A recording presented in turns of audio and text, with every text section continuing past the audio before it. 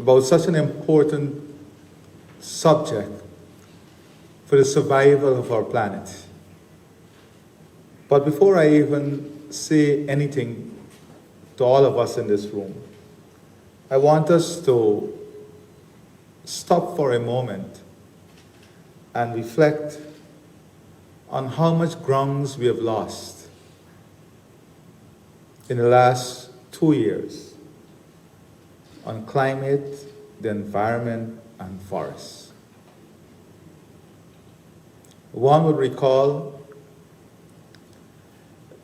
that most of the headlines,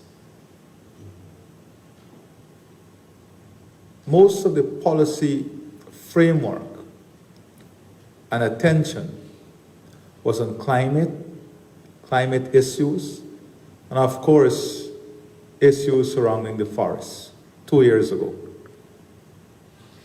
The world in which we're living in has changed so drastically over the last 2 years that the focus on these important matters is slowly shifting with rapid impact. If you look at the news cycle today, it is all about wars and conflicts and finding peace and sending peace ambassadors out and trying to avoid wars and conflict.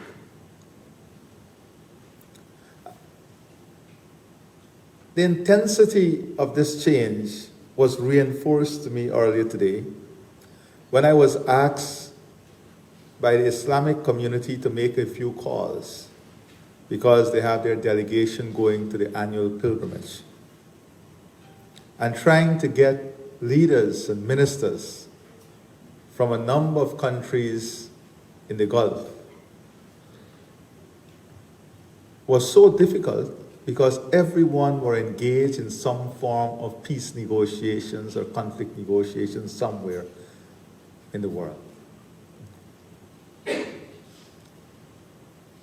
So we must ask ourselves, is the climate timetable being pushed back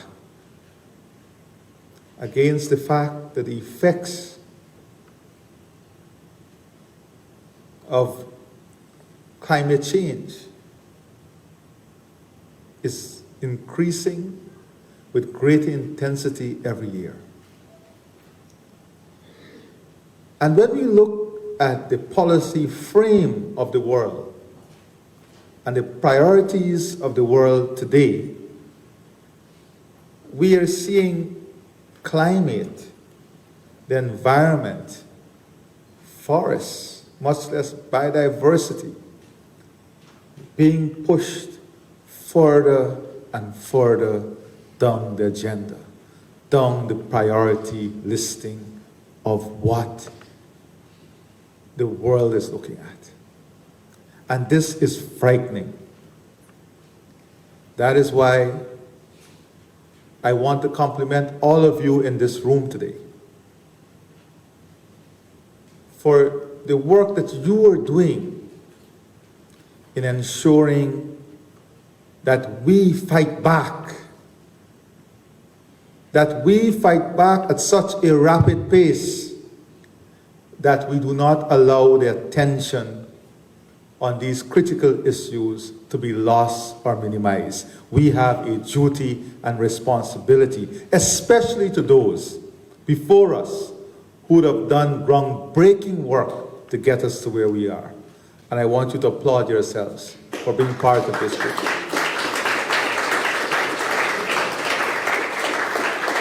We in Guyana are investing not only now from the forestry side of things.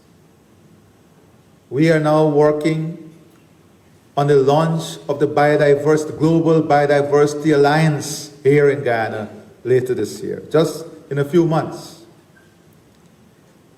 Because we understand that maybe by the time the world gets around to a serious discussion on biodiversity, we will lose 90% of our biodiversity. Then it will be too late. And the costs will be incredible to try to build back that biodiversity. That is why these meetings, this coming together of minds, is so key and critical.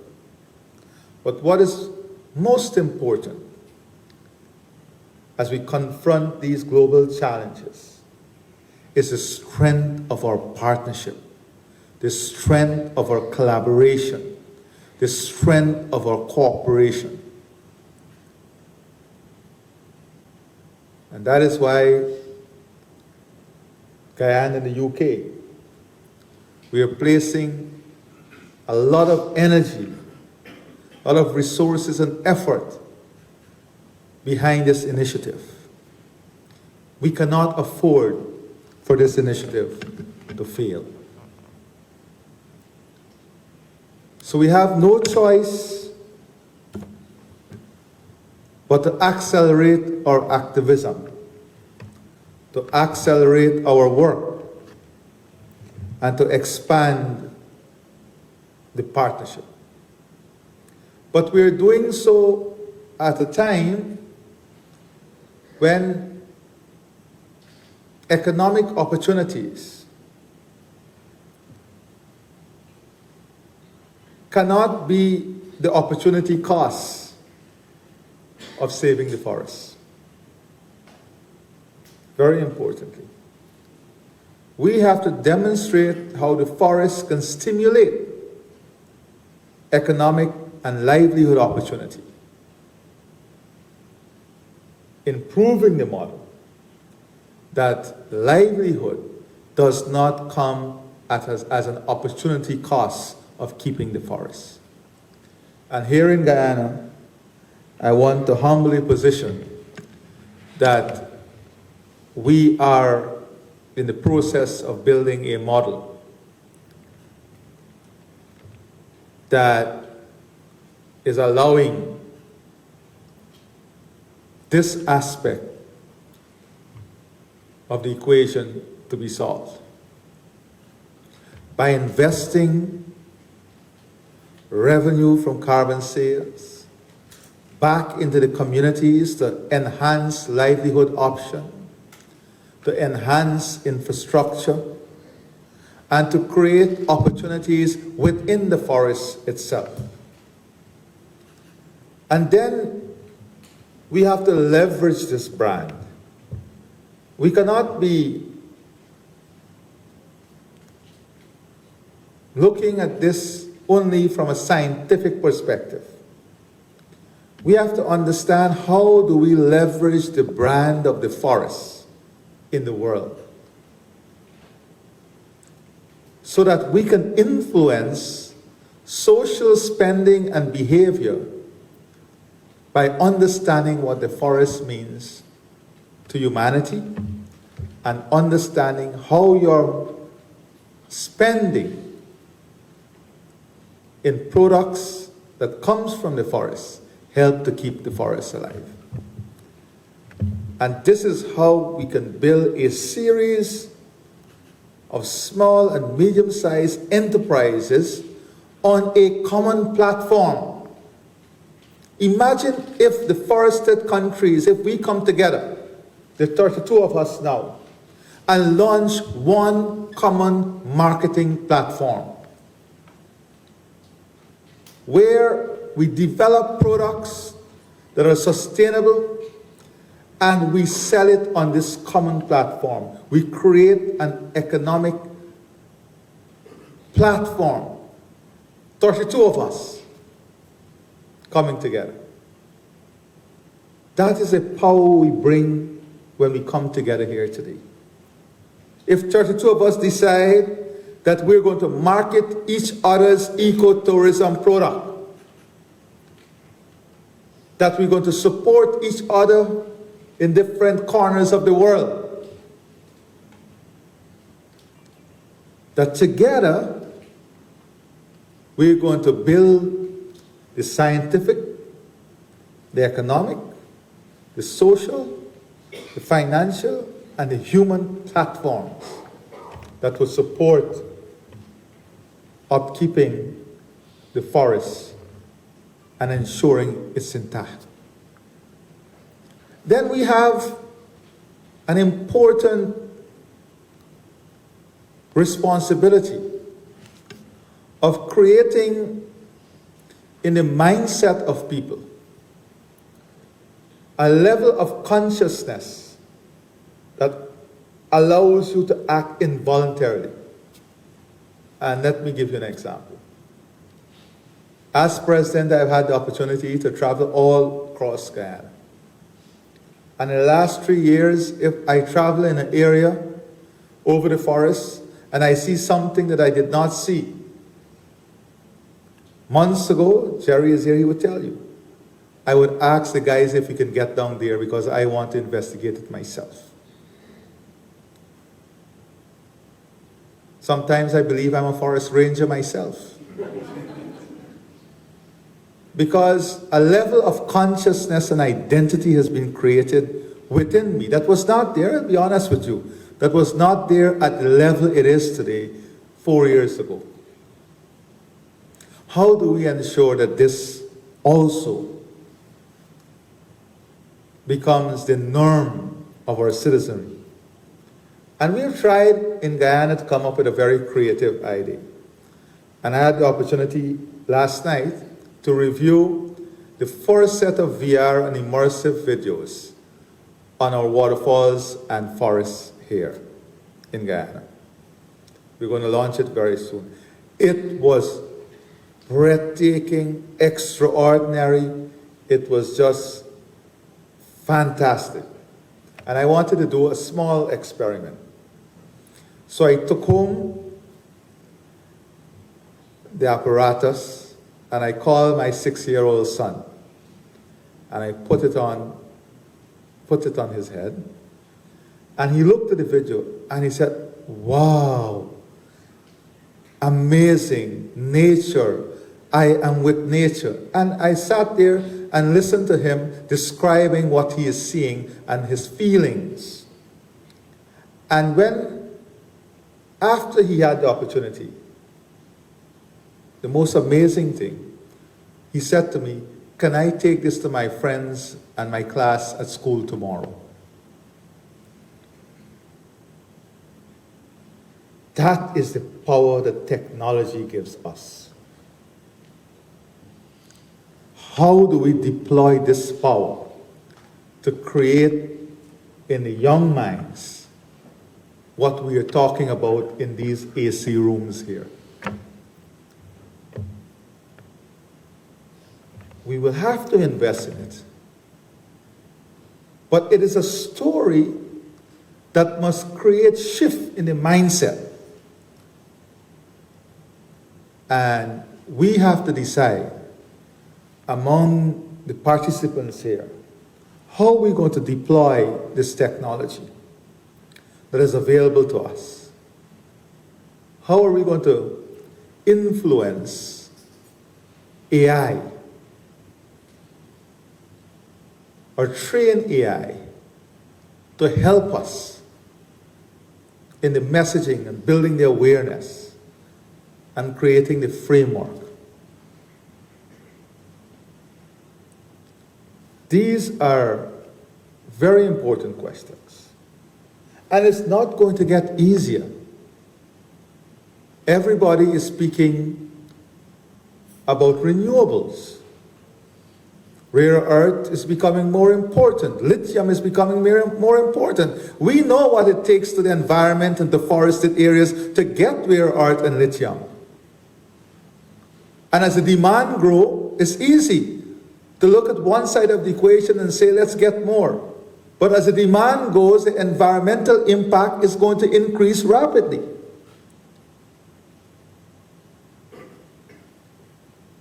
And make no mistake, not a single person has assessed, well, publicly, maybe privately, the impact on forests, on forested areas, and the environment as gold prices continue to climb.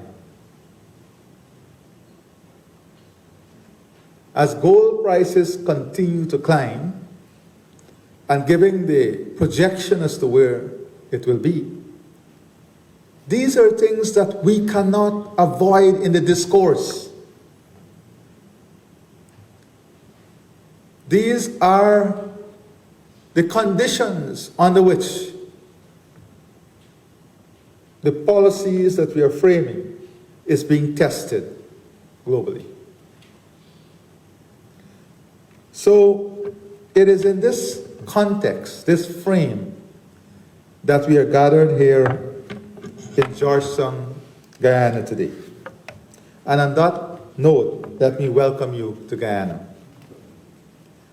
And welcome you at the same time to the Caribbean community and South America. Because we are the headquarters of CARICOM and the gateway. We are part of South America, the gateway to South America.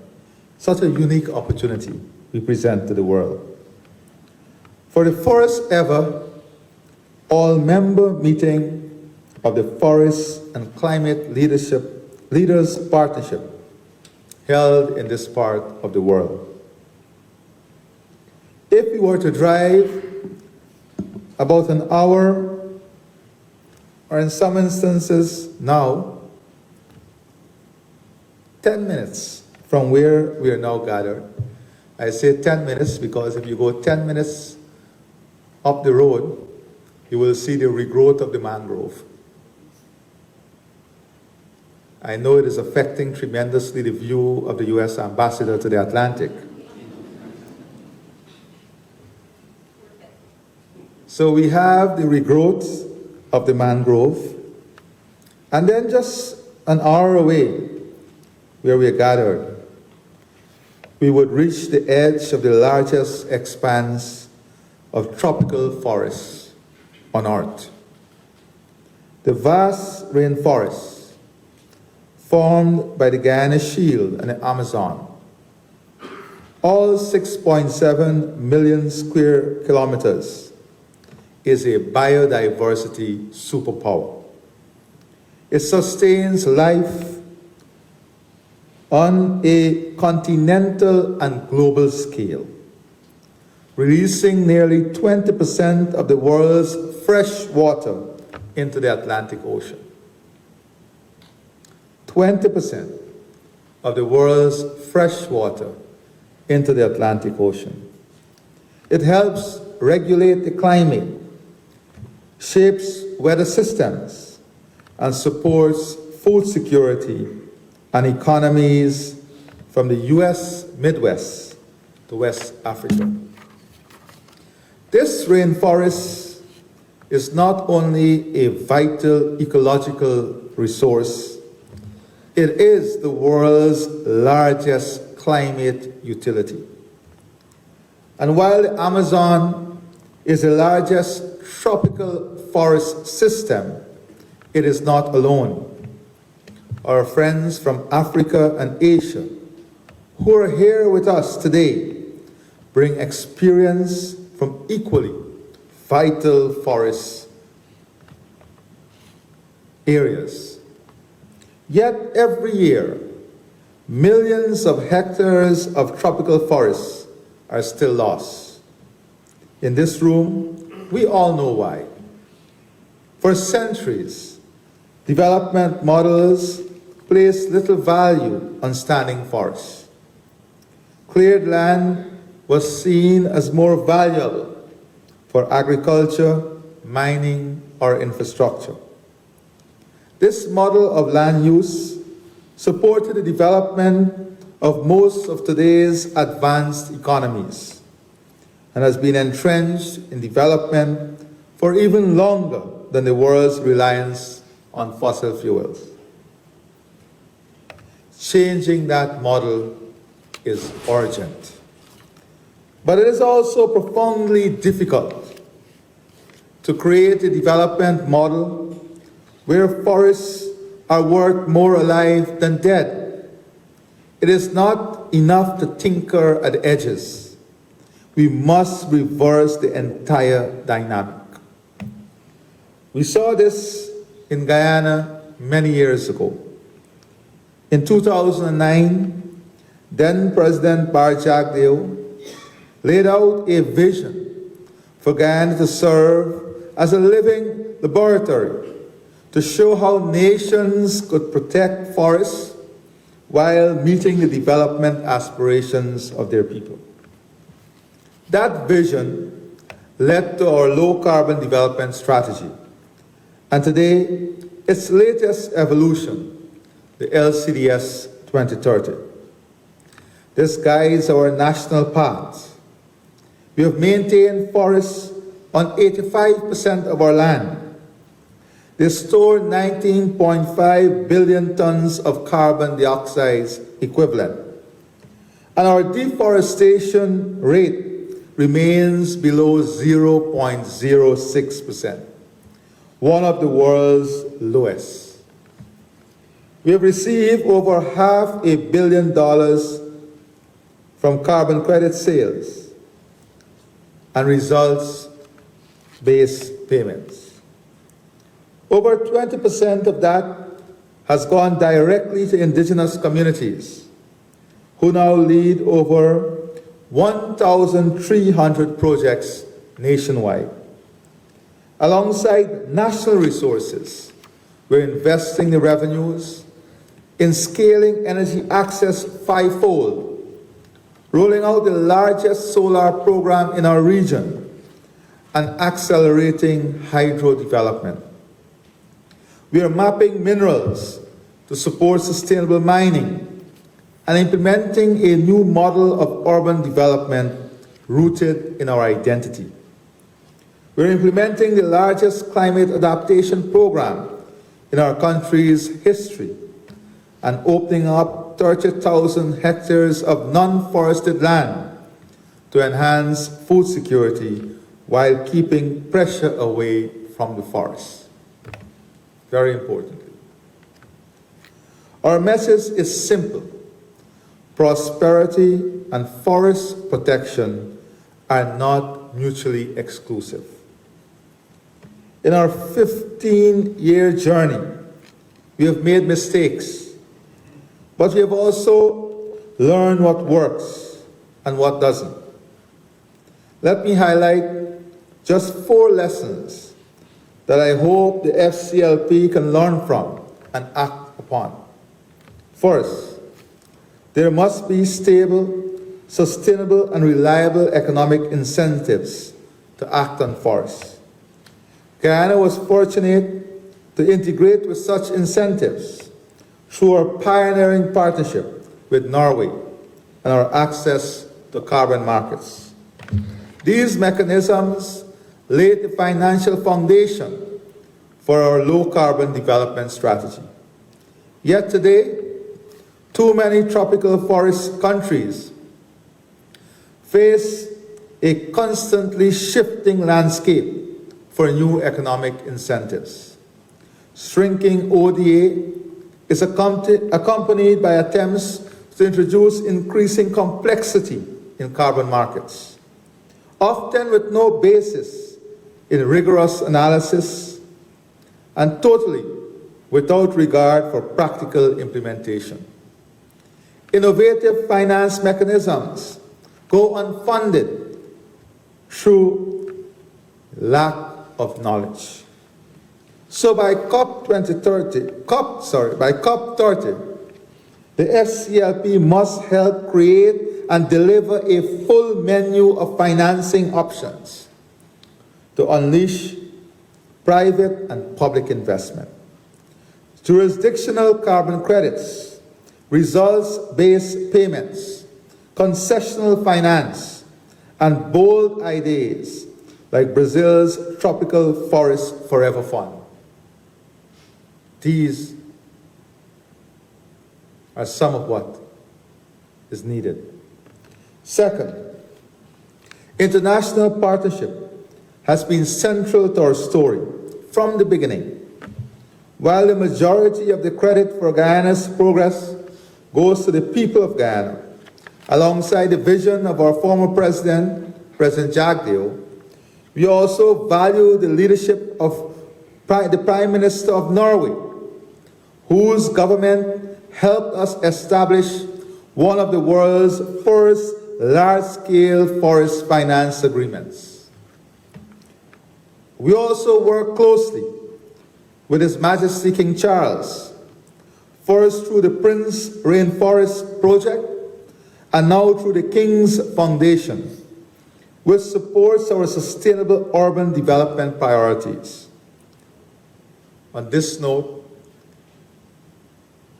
we are hoping that in just a few years, we will walk in a forest city here in Guyana. And even the new city, Silica City that we're planning, you will walk in a city that is the richest in biodiversity in the world. This is how serious we are taking this. Whilst many are saying, how many more flyovers we're going to build? We're thinking about how we create a forest city. Planting hundreds of thousands of trees. Not replanting, because we have not taken down, but planting anew, adding more and greater value. I want to pay a particular welcome to Ben Bulgar, who is with us today from the King's team. Ben is doing fantastic work on our urban planning and helping Amerindian communities advance their village plans. The world needs leaders who act as champions of the forest agenda. In the way President Jagdeo, Prime Minister of Norway, and King Charles did years ago. I hope that the FCLP will help to make the case for why we need to see such leaders emerge in the years and months ahead. Third, leadership must go beyond vision. It requires execution. That is why the FCLP must help remove barriers, create space for bold decisions, and empower those closest to the work. This partnership must support countries to act. And not only act, but we must bring everyone in this process. We must build a partnership and network. Bring everyone, all the stakeholders with us. We cannot work in isolation of the oil and gas companies. We cannot work in isolation of the mining companies. We have to bring all the stakeholders, because we can only win when all of us are singing from the same hymn sheet. When all of us understand what collective action and collective responsibility really mean. It must champion political ownership and delivery, not technocratic perfectionism. And I hope you're not looking for that here. We're not here to prove science. We are not here to prove theory. We are not here to prove perfectionism. We have to have first and foremost the political will to make this happen. Sometimes political will is stymied by electoral cycle. That is why it must be built on something larger than individual countries. It must be built on a global platform. That is what makes it stronger and longer lasting. I was in Glasgow when the Leaders' Declaration on Forests and Land Use was signed. I was in Dubai when forest goals were embedded in the global stocktake. We now have 5 years to act to meet those goals. If we succeed, this could be the single biggest contribution to global climate mitigation by 2030. And the world really cannot tell us they don't have money. Right, Ambassador? Even on one flight, we can get a $400 million gift as a plane. We can't get $400 million commitment on climate. Think about it.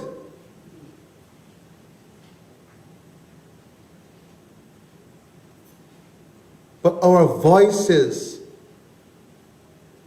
is being pushed back. It is not that the resources is not there.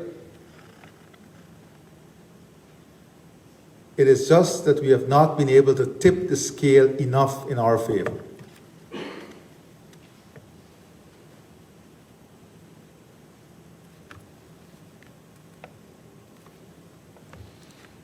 Yes, despite ambition, delivery lags. To face that challenge, the FCLP must help elevate forest action to the highest political levels so that action on forests is seen as core national development, not just environmental policy. And you know, many people ask me, what is different? Why you want a global alliance on biodiversity here in Guyana? Because we want concentrated and specific attention on biodiversity. Let's face the reality.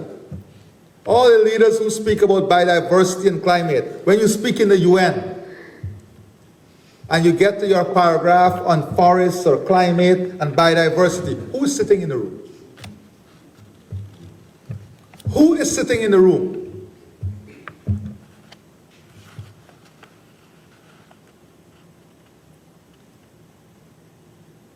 We have to create our own spaces and drive our own traffic and bring attention to the issues that matter to us ourselves.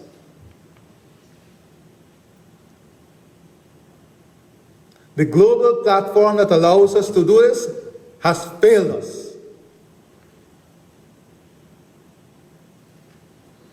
Unfortunately, the UN system is failing us.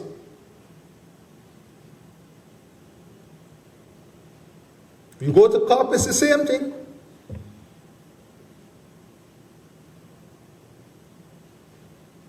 It's up to the 32 of us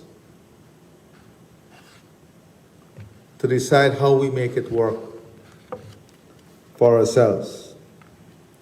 To face that challenge, the FCLP must help elevate forest action to the highest political levels so that action on forests is seen as core national development, not just environmental policy. The FCLP must prioritize its own work ruthlessly, focus on actions that deliver maximum impact in the shortest time. And the FCLP must support Brazil as COP30 host, not just in name, but in substance. Their leadership matters, and so does what we achieve together. Let us work to make COP30 the most successful forest COP yet. The most successful forest COP yet. When I last met with President Lula, we discussed how to elevate forests on the global agenda. And he was very interested in our experiences here in Guyana. As COP30 approaches, I will do whatever I can to support him in that endeavor. And I want to thank our Brazilian colleagues who are here with us today. Your presence is very much valued. And I want to say to you, as I say to my team, this is not a foreign affairs matter. Let us not drop this in the bureaucratic lap of foreign affairs. I'm normally very frank. Because when we think we're elevating these matters, And sometimes we put them in the foreign ministry or on the foreign affairs agenda. It gets lost. But as we focus on execution and look ahead, we must also confront the barriers, the old and new, that stand in the way of real progress. We are all familiar with the threats to progress that come from climate deniers.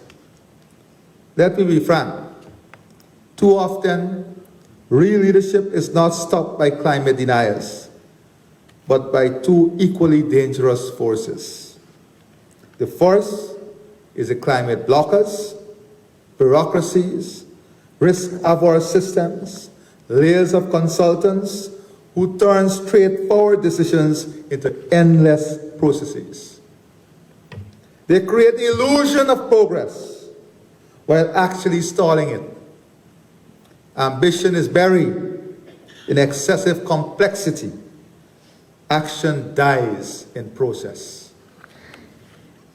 Then there are the climate posers, individuals and organizations, often operating in and around the media with generous funding, who dominate headlines by targeting forest countries, particularly in the global south.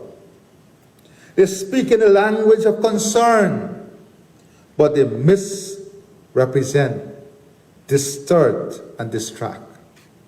They don't build, they don't deliver, and too often they're rewarded with visibility and funding, while those doing the real work face criticism and delay. These voices are not harmless. They may not make the front pages, but they are just as dangerous as climate deniers. They erode trust, and that erosion has a real human cost. Livelihood loss, communities stall, forests that fall while the world hesitates. And that leads me to my fourth message, which is that in the end, what matters most is people. Forests don't protect themselves. Policies won't implement themselves. Carbon markets won't function without trust. It is people, especially indigenous peoples and local communities, but also public servants, the private sector, and civil society members, who are the architects of real solutions. They're not just beneficiaries, they're leaders, innovators, and custodians of the system that work. We know that indigenous peoples and local communities and citizens all over the country see that forest action delivers real benefits: clean water, energy, secure land rights, jobs, and dignity. They don't just participate, they lead. They defend the forest because it is inseparable from their identity, their livelihoods, and their future. In Guyana, we have seen this firsthand. Over 1,300 projects are being led by indigenous communities, building food systems, investing in health and education, and choosing to keep their forests standing. By investing in our indigenous people, today, more than 60% of the new entrants in our nursing program are indigenous Guyanese.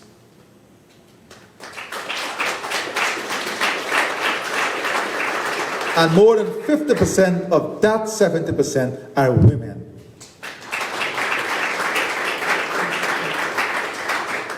These are the real stories that don't make the headline, that don't get the cover of all the exciting magazines. But these are the real stories of success. These are the real stories that we champion every day. That our climate team, that our public servants, champion every day. Not the shiny letters and golden plates to celebrate them, but hard work, dedication, and real results from real policies. So here in Guyana, we will build on this foundation. And we are building with partnership. That is why we are now working on learning from the King's Foundation. Not only visiting Dumfries Estate and being excited about it, but looking to replicate the estate of harmony, creating an entire ecosystem that brings opportunity. So we will build on this foundation. We will keep looking forward to the next phase of our vision and how we can make our contribution to the global good. In July this year, Guyana will host the inaugural summit of the Global Biodiversity Alliance. The summit will bring together governments, researchers, and private sector leaders to scale up finance for biodiversity conservation. It will focus on evidence-based policy and explore how biodiversity finance can reflect the additional value provided not only by tropical forests, but by other rich ecosystems across our country, ensuring protection of the full diversity of life that sustains us all. This is not abstract. This is how change happens, one empowered decision at a time. So over the coming days, I urge you to move from dialogue to delivery, so that this meeting becomes the launch pad it can be. The greatest threat isn't just inaction, it is distraction. Distraction, enough of which we have in the world today.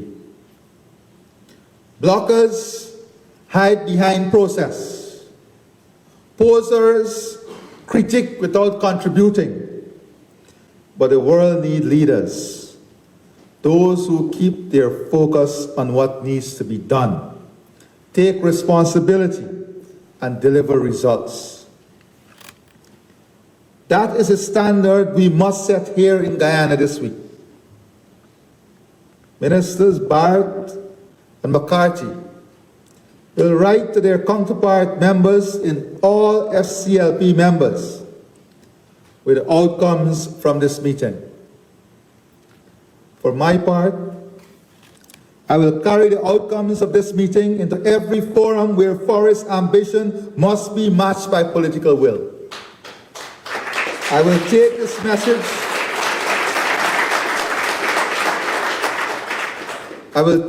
message to heads of government, to regional leaders, to finance ministers, to multilateral platforms. I will do my part to ensure your work influences global priorities and accelerate real action. That is my commitment to you. But I need you to make a commitment to me. If you want leaders to champion the work of the FCLP, we need to see with clarity. We need to see clarity and strategic focus in the actions you agree in the coming days. We need to see practical solutions to solve real problems. We will meet again on Thursday, and when we do, I would like to see a summary of those actions and practical solutions on one page. So to conclude, ladies and gentlemen, it is possible for this meeting to be a transformative moment in the world's long overdue march towards truly valuing nature. Take comfort from the knowledge that forest countries can lead. And we lead best when others walk with us, not ahead of us, not instead of us, but alongside us. I wish all our FCLP members and friends the very best in your work in the days ahead. Once again, welcome to Guyana. And in closing, another reason why we must have our own forums is that if I was at COP30, they would have stopped me from speaking about 40 minutes ago or 30 minutes ago. Thank you very much and God bless you.